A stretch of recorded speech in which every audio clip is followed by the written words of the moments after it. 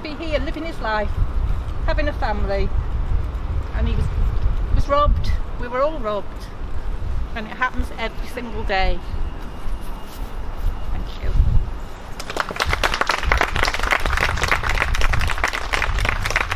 We're here with Transform Drug Policy Foundation and the Anyone's Child Families for Safer Drug Control. Each one of the flowers here planted today marks one of the 4,335 lives lost last year to drug overdoses. This is a failure of our current policy, and we are here to try and change that. We also have our Overdose Prevention Service. This is something that is currently being blocked by our government, and is something that we know from the evidence. There are over 200 countries in the world that have Overdose Prevention Service centres, and they are saving lives. This is something we need here in the UK now. And I'd like to hand over to Marie now, one of the amazing families involved with Anyone's Child, who will tell her story and why she's here today. Thank you. So this is Daniel, my beautiful boy. He's just 20 years old.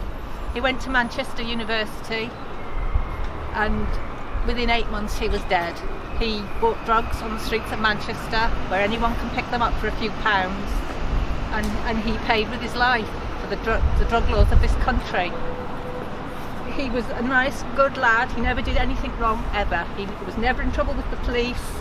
He was a happy, healthy lad. Loved sports, loved music. But it takes anybody. It can be anyone's child. Anyone here. It could be your child tomorrow. And if Daniel's girlfriend had naloxone, she could have saved his life. But he died waiting for the ambulance. He was kept alive for 3 days so they could harvest his organs. So he became a multi-organ donor. He donated 5 of his organs 3 days after the overdose. And that's Daniel's legacy, that he is living on with people.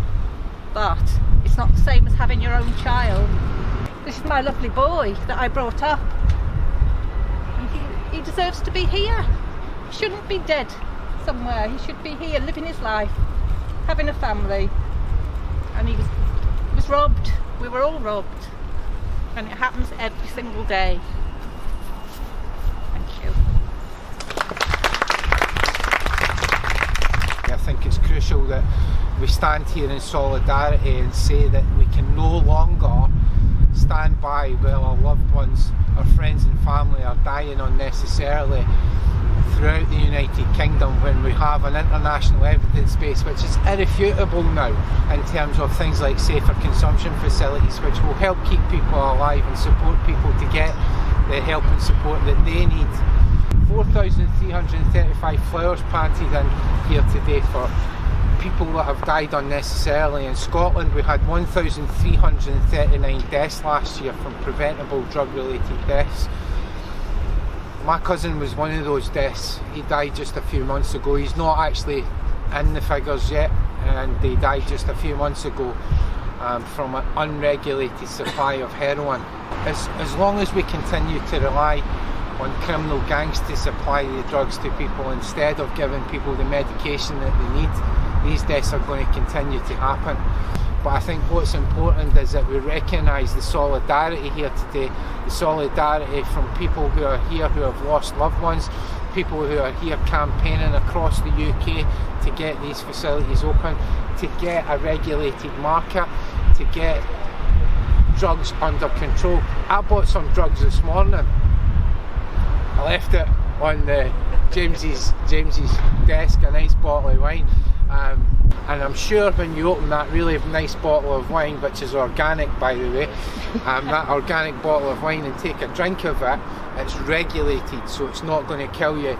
If I go up that street there and buy a little bit of whatever I want to buy, it's unregulated, it could kill me in an instant. That's the difference.